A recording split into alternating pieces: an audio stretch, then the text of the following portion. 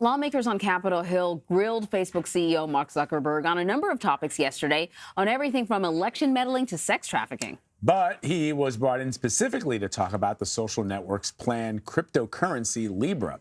Facebook plans to roll it out next year, but Zuckerberg told Congress his company won't be part of the launch unless it gets U.S. regulatory approval. Members of the House Financial Services Committee largely expressed skepticism over the digital currency at the hearing. While some lawmakers acknowledged Libra's potential benefits, others worried that it could be exploited for things like funding terrorists. So to break it all down, we are joined now by Axios media reporter Sarah Fisher. Thanks for joining us. Thanks for having me.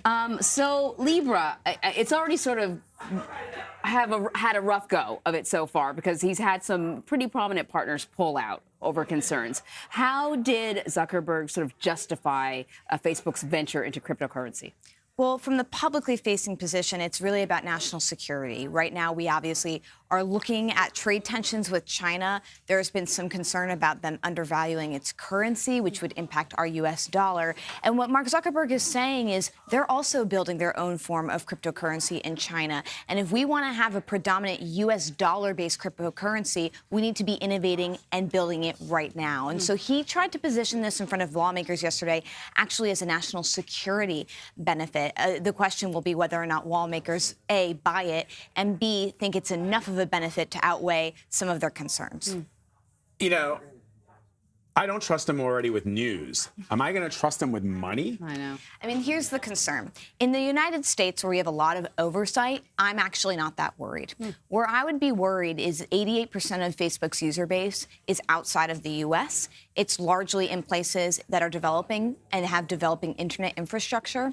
Where we found that Facebook had problems with news and content was in populations where there are autocratic regimes and there's not proper oversight of abuse on the platform. That's my concern in launching a global cryptocurrency. It's not that I'm worried about digital wallets here in the United States. In the United States, we know how to regulate digital wallets.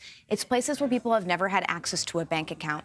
If you bring in this type of cryptocurrency there, imagine the regulatory abuse that could happen to people there. And he was sort of pitching it that way, too, that, you know, this would be a great option, not just for people here in the Western world, but other places where they don't have access to bank accounts. Right, but they've all, you know, having worked in Africa, for example, that concept was pioneered through the use of mobile payments. And so I'm less concerned about that because there have been other options for people who live in places where they don't have access to the financial instruments that the rest of us may have. I'm more concerned about terrorists using this cryptocurrency as a way to fund their nefarious activities. Totally. And he seems a little bit skittish to talk about the anonymity here of the platform. In one instance, you want to have some sort of anonymity for protection and security. On the other, lawmakers were very concerned that it could lead way for people to abuse the system, like people like terrorists. If you don't have a way of tracking identity, does that give them an opportunity to funnel money through a cryptocurrency? Now, the opposite side of thinking is this. There's already a lot of black market cryptocurrency that's being traded. And so if you were to bring those types of groups onto something like Libra, where they have actually more oversight than like black market, then maybe it could even be a better thing. But I think lawmakers and you yourself are right to be skeptical here. And these are, by the way, questions that, in my opinion, I don't know that Facebook has the answer to. And lawmakers spent so much time talking about things other than Libra yesterday, things like child exploitation and ads, that quite frankly, I think they left Mark Zuckerberg off the hook a little bit in answering some of this stuff. I almost found, too, that, you know, I remember at one point he said, look, we don't know if Libra's going to work. And it almost sort of seemed like it was still kind of unfinished business, that he had a concept, but not really a concrete plan that could sort of be launched, you know. But I want to play a little sound because lawmakers did ask him about, you know, security and could there be breaches to a system like this. So let's play that and we'll talk.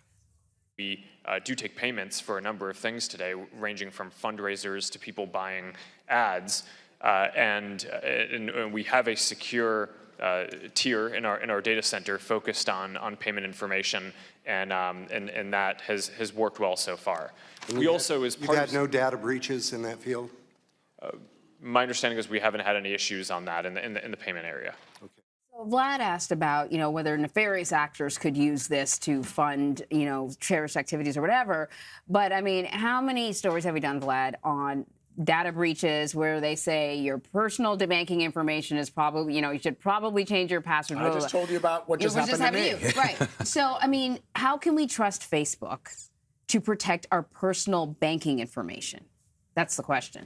Yeah, well, I think one thing that they were hoping to lean on was third-party partners, which would sort of obfuscate that responsibility. If you are going to be using Facebook as a digital wallet, but the payment is going through a payment processor like Visa, then it would sort of alleviate some of those breach concerns, right? Because you're disseminating some of that responsibility across multiple companies. Well, one, we're seeing that a lot of these companies are pulling out of the project. Right. And two, it could be that they just don't want to be associated with the regulatory concerns right now. But two, you make a good point. Facebook has had data breaches. They have had issues with protecting user data around content.